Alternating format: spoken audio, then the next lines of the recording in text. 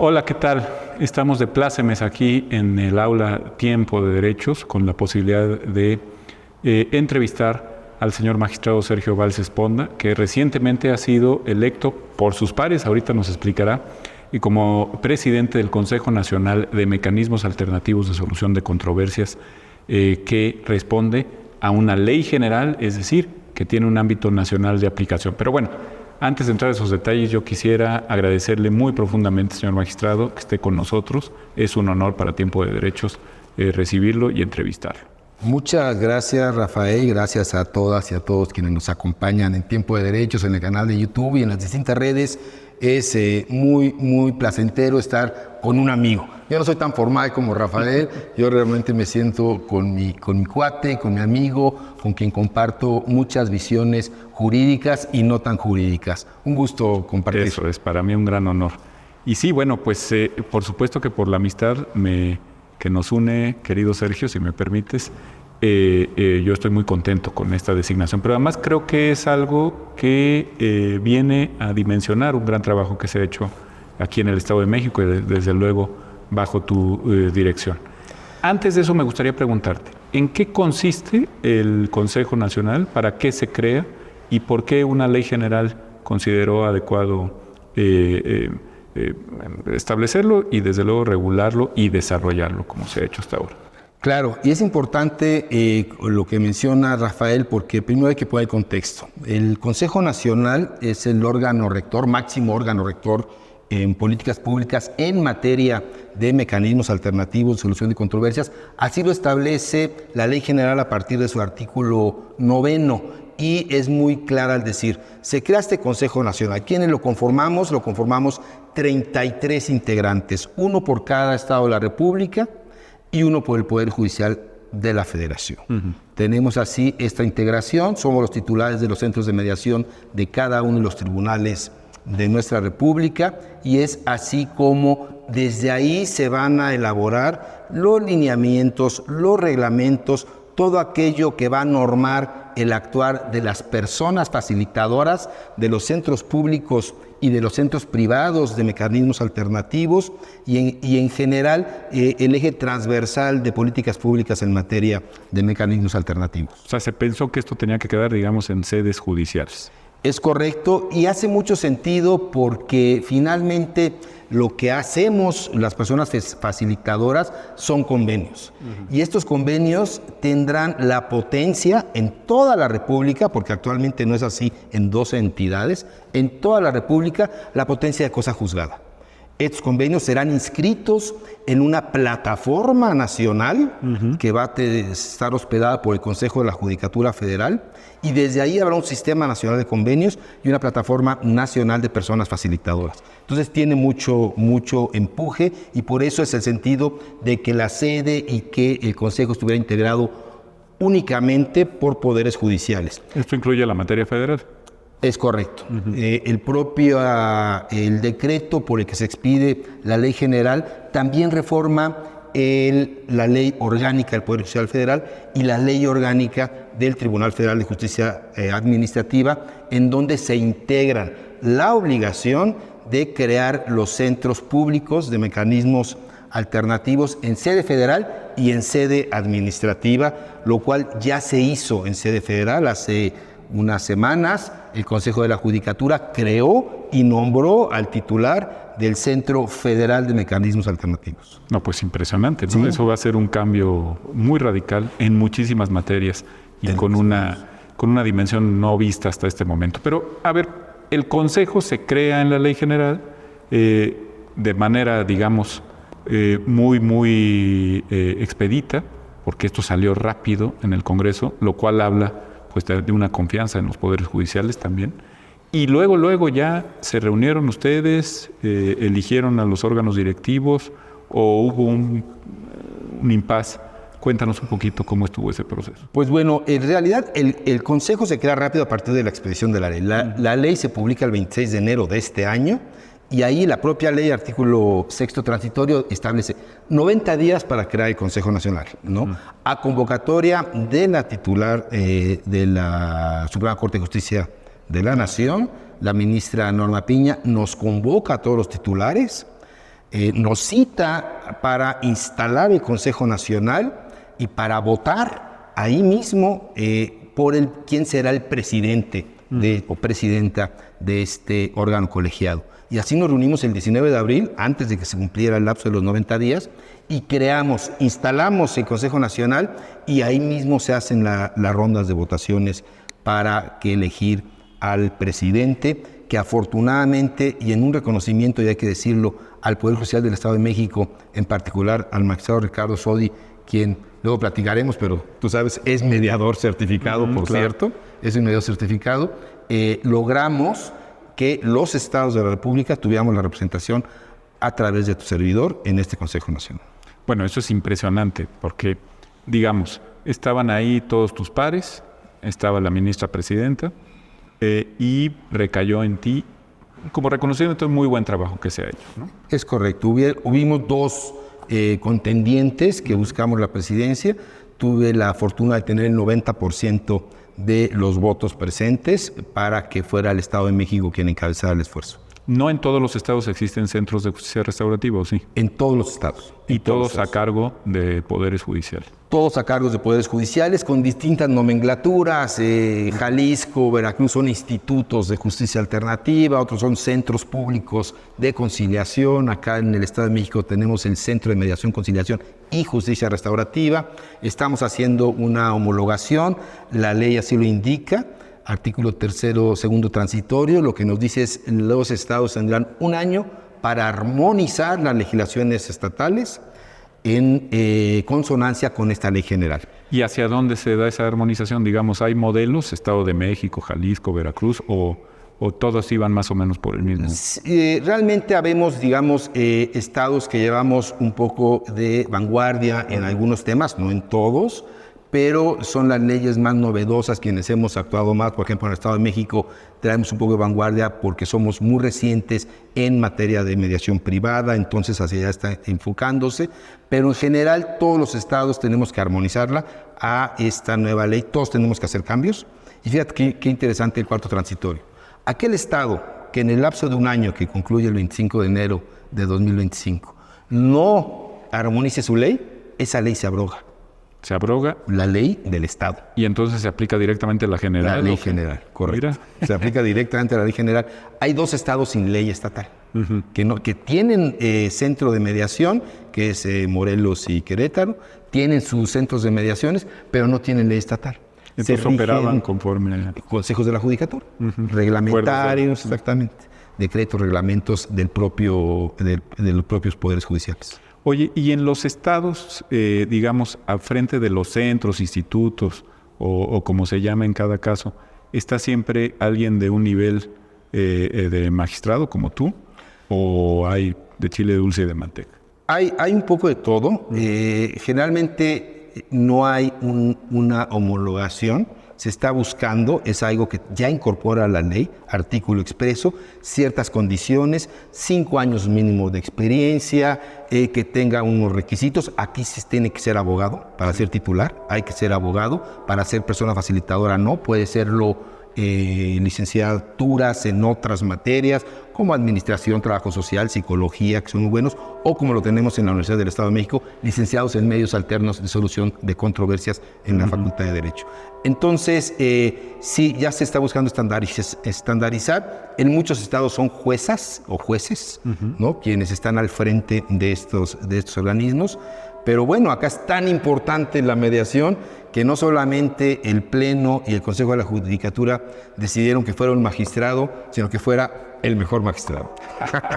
No, bueno, sí, lo dirás de broma, pero sí se le dio, sin duda, durante esta administración un gran realce. Sí, sí. A la justicia, yo sé que el término no te encanta, y ahorita platicamos de eso si quieres, ¿no? A la justicia alternativa. Porque finalmente la justicia es una, no es que haya opciones entre justicia y justicia. Pero bueno, el vocablo lo que quiere dar a entender es que vayas, como incluso hoy lo instruye y lo ordena el artículo 17 constitucional, por cauces distintos a los de estricta legalidad, ¿no?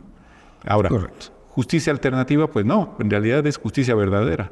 Es justicia verdadera. Lo alternativo, como bien lo señalas, el artículo 17, desde el lejano 2008, estableció: las leyes preverán mecanismos alternativos de solución de controversias. Sí. ¿No? Punto. Lo dice en materia penal, en reparación de daños, etc. Pero sí, mecanismos alternativos, que es a lo que se refiere más que a justicia alternativa. Lo alternativo debe ser el camino para llegar, ¿verdad?, a la justicia. Mecanismos alternos, digamos, a los de estricta legalidad. Y eso ha probado, en tu experiencia, que funciona muy bien. Sin duda, y además es tan claro, digo, a veces uno lo ve tan claro cuando estamos desde acá, y en mi experiencia, en 10 años integrando salas dentro del Estado de México en distintas regiones, pues uno veía con absoluta claridad cómo en materia jurisdiccional transformamos, parametrizamos, traducimos conflictos a casos jurídicos, que son muy diferentes, porque el conflicto ya parametrizado en términos legales se deshumaniza. Y así tiene que ser, porque así lo tenemos que procesar los jueces y juezas, con parámetros muy rígidos. Pero entonces el conflicto, lo que sucede es que ahora son elementos de una acción que se está pretendiendo. Entonces ya cambian significados, cambian palabras, y tú mejor que nadie, y Tiempo de Derechos, lo leí hace poco, ahorita te vas a recordar, hablaba de cómo somos el lenguaje, ¿no? Sí. Y cómo el lenguaje realmente transforma. Pupo, ¿no? Exactamente. Sí. Buenísimo, ¿no? Y el lenguaje crea realidades, ¿no? El lenguaje crea realidades. Los abogados somos muy tendentes, y por ahí va mi siguiente pregunta, los abogados somos muy tendentes, las y los juristas, a crear realidades hasta cierto punto artificiosas. En cambio, una facilitadora, un facilitador que no necesariamente venga de derecho, ¿ve las cosas distinto en tu experiencia? Totalmente, y me gustó mucho esto de crear realidades, porque a veces, y me acuso como juzgador, no solamente las creamos como interpretamos, sino usamos esto que Borges decía, la lectura creativa. Entonces vas leyendo y vas imaginando una narrativa incluso distinta a la que está escrita, y al final buscas elementos para justificar decisiones que tu propio sesgo y tu interpretación lo está llevando hacia allá. Una mediadora, un mediador, un conciliador, persona facilitadora, como ahora lo llama la ley, no interpreta, no juzga, acerca a las partes, crea canales, condiciones de comunicación, que esa es la maravilla. No toma decisiones, ¿no? Las decisiones las toman los mediadores, las partes, y el mediador es el que acerca. El conciliador, que es la gran diferencia, es el que puede proponer una solución, ¿no? El que sabe, si él te debe 30 y tú estás aceptando 20, el conciliador quizá dirá, vamos a poner una cifra intermedia, ¿no? El buen mediador dirá, démonos un momento para reflexionarlo, para que ustedes mismos hagan unas nuevas propuestas. O sea, deja que ellos lo hagan, ¿no? Y no propone. ¿En esta ley general los conciliadores sí están incluidos o no? Totalmente. La ley general, en el artículo 6º, 5º, nos habla de cuáles son los medios alternativos, nos habla de mediación, de conciliación, y una figura fabulosa que vale la pena dedicarle un capítulo de Tiempo de Derechos a esta figura, que es al derecho colaborativo. Habla del abogado colaborativo, ¿no? La negociación colaborativa, que es algo que creo va a transformar la forma de entender, aplicar, ejercer, estudiar y aprender el derecho. ¿Y cómo funciona eso? Funciona a través de abogados, personas postulantes, ¿no? Quienes toman un curso, se certificarán ante los propios poderes judiciales, los entes de mediación. ¿Y cuál es la ventaja de esto? Que se hace una relación entre 4 partes, el litigante, es decir, la parte de un conflicto y su abogado colaborativo, la otra parte del conflicto y su abogada o abogado colaborativo, y en una misma mesa se tratan de generar los acuerdos. Tiene muchas condiciones. Una de ellas es una renuncia expresa a que si no se llega a un acuerdo, las personas que están ahí no pueden representarlos en juicio, O sea, es una renuncia expresa a representación legal en juicio. Es un incentivo muy bien alineado para alcanzar un acuerdo. Se trata de llegar al acuerdo, ¿no? Y eso es una figura que en Estados Unidos, en España, ha generado un gran movimiento y muchísimas ventajas. Ahora sí que elimina los picapleitos, ¿no? Elimina los plicapleitos. Creo que eso es algo que en México debemos de buscar. Y además que en estas mesas se pueden allegar de multidisciplinas, puede estar presente un contador, un psicólogo infantil, es decir, pues esto empezó mucho en materia familiar, que es donde decían, oye, no estamos solucionando conflictos. O sea, estamos escalando los conflictos, alimentándolos, porque, y es muy, muy duro lo que voy a decir, y me hago responsable, porque al final toda sentencia conlleva un grado de violencia. Porque están obligando a hacer en contra de tu voluntad alguna Siempre hay coacción, ¿no? Hay coacción, claro, es la naturaleza del propio Estado. Claro. Entonces yo creo que esta figura como elemento de mecanismo alternativo, la negociación colaborativa, la figura del abogado colaborativo, hay que revisarla, estudiarla, y es una invitación a todos a repensar nuestra forma de gestionar los conflictos. Que valdría muchísimo la pena, Sergio, que los colegios de abogados, las asociaciones de juristas estuvieran muy claros de esto, ¿no? Sí, y debo decirte que lo están haciendo, ¿eh? Lo están haciendo, por lo menos los que conozco, Barra Mexicana ya se ha puesto en marcha con algunos cursos, la NADE, con quienes estuvimos hace poco, de igual forma, el Ilustre, no dudo que también ya esté poniéndose en marcha, porque es algo hacia lo que debemos de tender, por beneficio no solamente de nuestros clientes, de nosotros mismos, sino del sistema de justicia, del país. Creo que esto es una gran ventaja, una ventana de oportunidad extraordinaria. No, y enaltece la profesión. Y enaltece la profesión, y si logramos educar, formar abogados con esta visión colaborativa, que se dice fácil, pero que es muy difícil entenderlo, porque lo colaborativo choca con lo confrontativo, ¿no? Y eso es algo que es la naturaleza de nuestra profesión. Hubo una conferencia muy importante y famosa en Estados Unidos en 1976, que era la Pound Conference, que fue en Minnesota. Pound en nombre de Roscoe Pound, que fue aquel famoso Roscoe Pound. Esta conferencia, la Pound Conference, la encabezó el Justice Burger, que era el titular, y el título era Las razones de la insatisfacción social por la justicia. Y una de las razones que me llamaba mucho la atención, la principal, era por el exceso de espíritu confrontativo de los propios litigantes. O sea, somos nosotros, como tú le dijiste, picapleitos. O sea, más allá de las necesidades, intereses de clientes, de sociedades, somos nosotros quienes estamos excesivamente formados en la confrontación. Está en la propia palabra, litigante, ¿no? ¿A qué te dedicas? Al litigio. Al litigio. Al pleito. Al pleito. Estoy en pleito, ¿no? Ya no sé si estoy en juicio. Estoy en medio de un pleito, de una pelea. Entonces, creo que es enaltecer, repensar lo que es la justicia. Repensarla y también ser mucho más prácticos, ¿no? A la hora de enfrentar problemas humanos. Me refiero a, llega un cliente, pues lo mejor es que le digas, oye, existe esta posibilidad de que colaboremos con la contraparte. ¿Te interesaría? Supongo que así funciona. Así funciona, y creo que es algo que debemos nosotros buscar, porque lo has dicho muy claro, y no es culpa de los postulantes, ¿eh? Creo que hemos fallado mucho quienes debemos de promover, difundir estas grandes ventajas. Porque si no conoces algo, no lo usas. Entonces, y lo que nos ha faltado a nosotros es entender la importancia del diagnóstico de los problemas. A ver, cuéntame tu problema, y yo tener entonces, sí, como un buen médico, ¿no?, la posibilidad de saber cuál va a ser el tratamiento a tu problema. Porque si todos los problemas los quiero solucionar con la única herramienta que tengo, que es un martillo, pues a todos les voy a ver cara de clavo, sí, claro, ¿no? Pero la verdad es que hay problemas que no ameritan entrar a los cauces procesales. En el caso de los contratos es clarísimo. O sea, si nada más te vas por rescisión o cumplimiento forzoso, bueno, muchas veces eso acaba en nada. Es correcto, es correcto. En cambio, las soluciones como las que tú propones generalmente traen buenos resultados. ¿Y sabes por qué? Porque esas no solamente resuelven, sino disuelven los problemas. Sí. Y porque prevalecen las relaciones humanas. Eso. Que eso es bien importante, porque muchos de los contratos, ¿con quién contratas?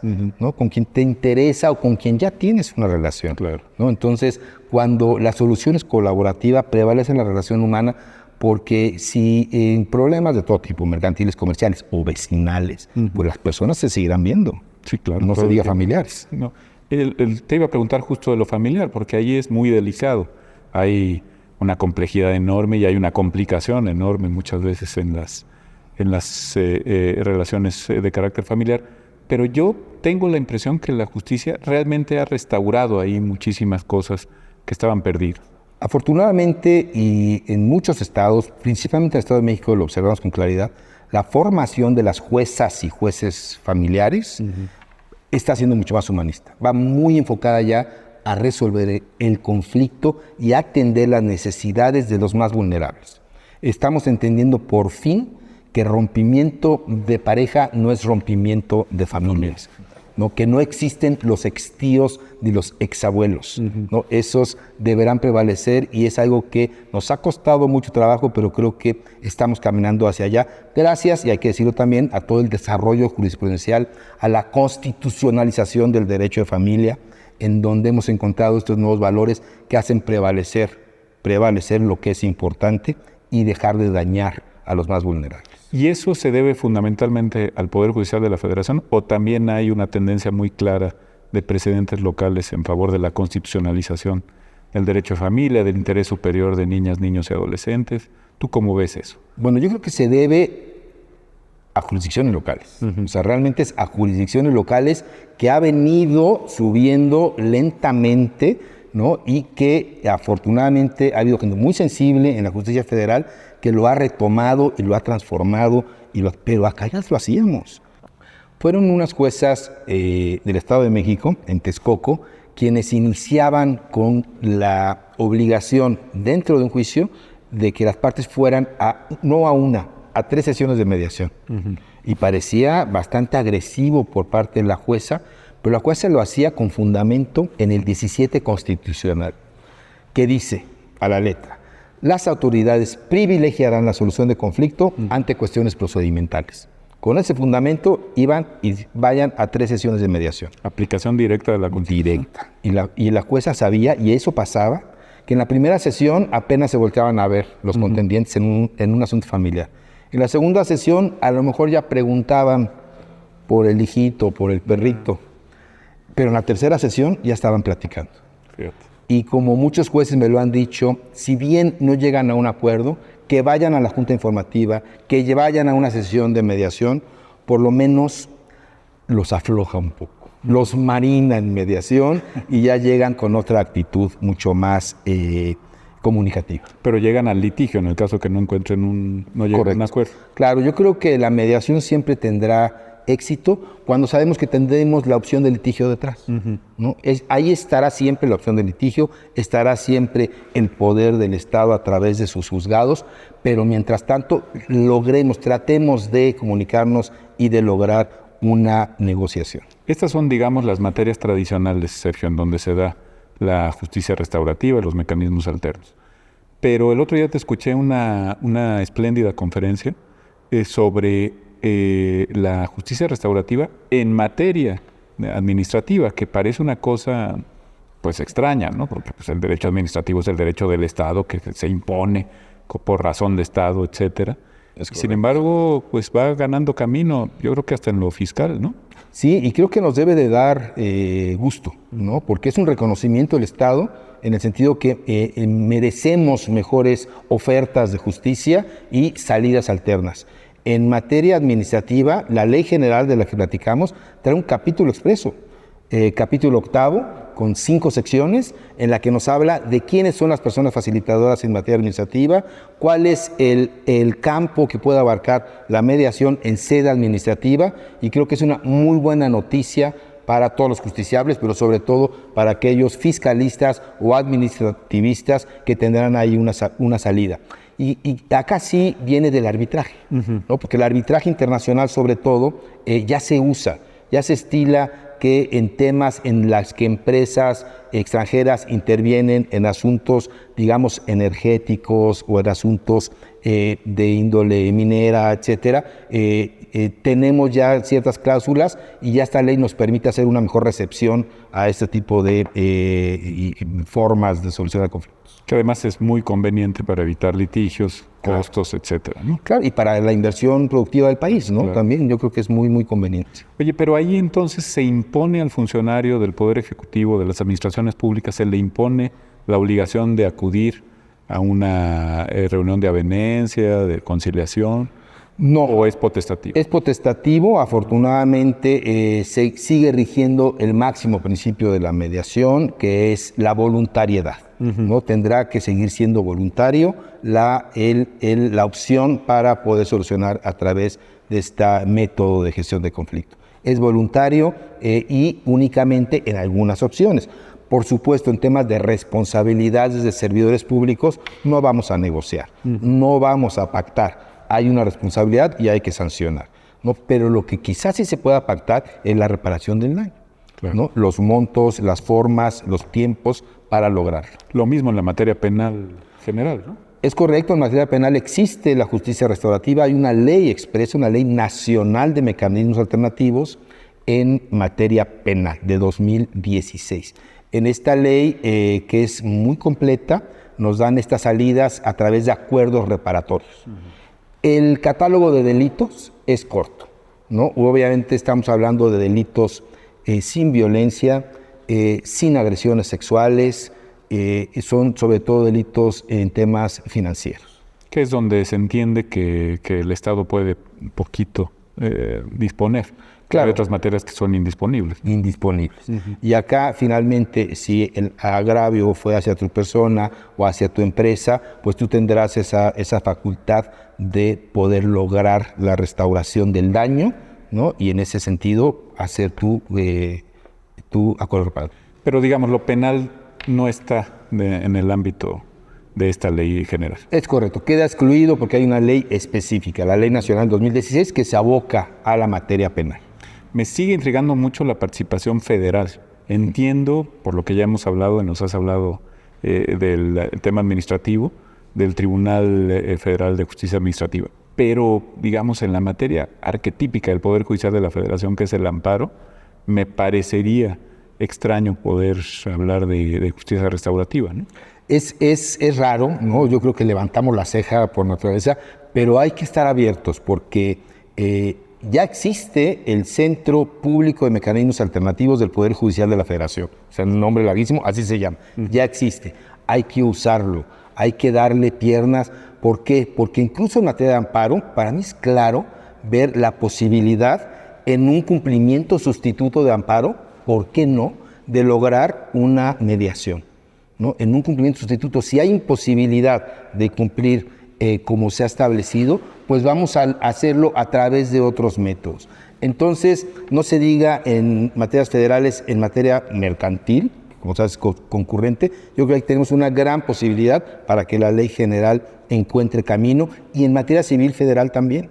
Civil federal, yo me acuerdo mucho de algunos temas que conocí de servidumbres de paso en la colocación de líneas de luz, ¿no? De la Compañía de Luz y Fuerza, de, bueno, Tiene que ver con bienes nacionales y todo. Bienes nacionales, tiene que ver con, pero es civil porque es pago de servidumbre de paso. Entonces, materia civil federal. Eso es 100% mediable entre las partes para que la persona que es titular del derecho de predio sirviente pueda entonces ahí, ¿no? Lograr una mediación y que pueda empezarse a abrir caminos. Es decir, la mediación no es solamente un mecanismo, es una forma de entender la realidad, la justicia, la solventación de cualquier traba que puedas encontrarte. Hay quien dice es una forma de vida. Sí, y le conviene mucho a los mismos poderes judiciales, ¿no? A todos. Acá sí es no me gusta usar este término tan hecho de ganar, sí, pero creo que todos, nadie pierde con esto. Nadie pierde porque hay beneficios tangibles. Entendemos mucho mejor la justicia y además sabemos que tiene que ver con reconstruir, con restaurar muchas veces tejido social, que está muy perdido, ¿no? Simplemente hay que ver los pleitos entre automovilistas, vecinos, cómo estamos todos todo el tiempo histéricos tratando de cerrarnos al otro y en fin, cosas realmente violentas. Correcto. Hay un camino, digamos, de paz a través de la justicia restaurativa. Así lo entiendo, ¿no? Primero, empezar con lo que se conoce en materia restaurativa como las 3 R's. Empezar con la primera R, que es la R del reconocimiento, ¿no? Hay que reconocer aquello que hemos hecho mal, que estamos fallando, que necesitamos cambiar o que dejamos de hacer por alguna razón. Una vez que encontramos el reconocimiento, pasamos a la segunda R, responsabilidad. Si reconocemos que hemos hecho daños, que hemos dejado de hacer cosas positivas, nos responsabilizamos y es entonces cuando con responsabilidad tomamos medidas, iniciamos nuevas formas, nuevos caminos. Y entonces sí, vendrá la tercera R, que es la restauración. La restauración, que es como se encuentra, pero sin responsabilidad, sin reconocimiento, difícilmente podemos restaurar, en este caso, el tejido social, las relaciones personales, familiares, y deja de decirte algo que también es motivo de otra, intrapersonales. Traemos muchos conflictos entre nosotros mismos. Los juzgadores vivimos con mucha frecuencia dilemas, que son los conflictos internos, sobre toma de decisiones. También esos debemos aprender a cómo gestionarlos de la mejor forma. Y muchas veces traemos metidos, no solo ustedes, los jueces, ¿no? Sino en general la gente trae muy metida la cuestión de que no ha sabido resolver sus asuntos y sus pleitos y entonces sigue muchas veces encadenado al pasado. Eso hay que resolverlo, como muy bien dices, intrapersonalmente. Correcto, y eso como también iniciamos la plática, eso también nos crea una realidad. A partir de eso, y empezamos a tomar decisiones a partir de una realidad que es distinta a la que muchos otros ven. ¿Por qué? Porque está sesgada por criterios, estas falsedades que nosotros mismos nos hemos contado. Y ya para terminar, magistrado, este Consejo Nacional que en buena hora tú presides, Gracias. Tiene que ver entonces con instrumentación de los mecanismos, pero también de alguna forma con ir viendo cómo funcionan en cada jurisdicción y después qué seguiría. Sí, este Consejo Nacional, y qué bueno que lo dices, tenemos un tiempo de 180 días para emitir una gran cantidad de lineamientos que van a ser los órganos rectores, ¿no? Las líneas rectoras de la mediación en el país. Déjame decir también con mucha satisfacción que la primera sesión ordinaria se celebrará acá en Toluca, en el Cosmovitral, en el centro de Toluca. Tendremos nuestra primera sesión ordinaria. Ahí seguramente aprobaremos los primeros regulaciones que vamos a emitir, reglamento, algunos lineamientos. Nos interesa mucho la participación de tantos actores que existen en el país que han dado su vida por la mediación. Ahí es el momento de recuperarlos, de reconocerles su gran servicio hacia el país. Somos más de 600 mediadores públicos, Rafael, que día a día, en forma silenciosa y discreta, estamos solucionando problemas reales de familias reales que están ahí, ¿no? Y que están entendiendo que existen otras formas de vivir lejos del conflicto. Hay muchos mediadores privados en el país que también están haciendo su trabajo. Hay instituciones educativas comprometidas por la mediación, en donde ya están incorporando a las currículas de las carreras, no solamente de derecho, sino de muchas más, temas como negociación, como conflictología, como mediación en general. Creo que hacia allá es el camino. Luego lo que decías, ¿no? Incluso facultades que tienen licenciaturas en mecanismos alternos. Ya lo tiene la Facultad de Derecho de la Universidad Autónoma del Estado de México. Sé que en la Universidad de Nuevo León se está trabajando ya en la licenciatura en Derecho y Mecanismos Alternativos, Solución de Controversias. En la Universidad del Claustro de Sor Juana me acuerdo muy bien de un programa que había de gestión de la paz. Claro, cultura de la paz, una cosa muy interesante.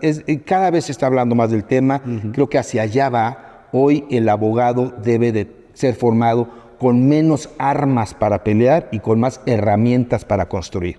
Construir acuerdos, construir puentes de comunicación, pero sobre todo abrir caminos. Pues muchísimas felicidades, señor magistrado Valls. Yo creo, si me lo permites, que esto es también un reconocimiento a una visión del derecho que tú has defendido desde hace ya muchos años y que además lo has hecho con un sentido práctico, no meramente teórico, pues que está dejando muy, muy buenos resultados, ¿no? Y qué bueno que se pueda dar una dimensión nacional.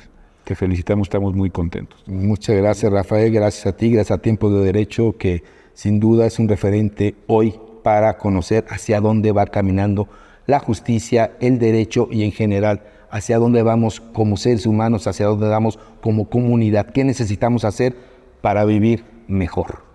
Pues muchísimas gracias a ti y en este espléndido marco, restaurado ahora sí que un palacio una gran restaurado, una estupenda restauración y nuestras más cálidas felicitaciones literalmente porque ustedes no lo sabrán, pero estamos viviendo una ola inéditamente cálida en esta fría ciudad de Toluca, pero siempre entrañable. Muchas gracias, Muchas gracias a Rafael y gracias a todos los que nos hacen el favor de escucharnos y de vernos. Muchas gracias y nos vemos en la próxima entrega de Tiempo de Derechos.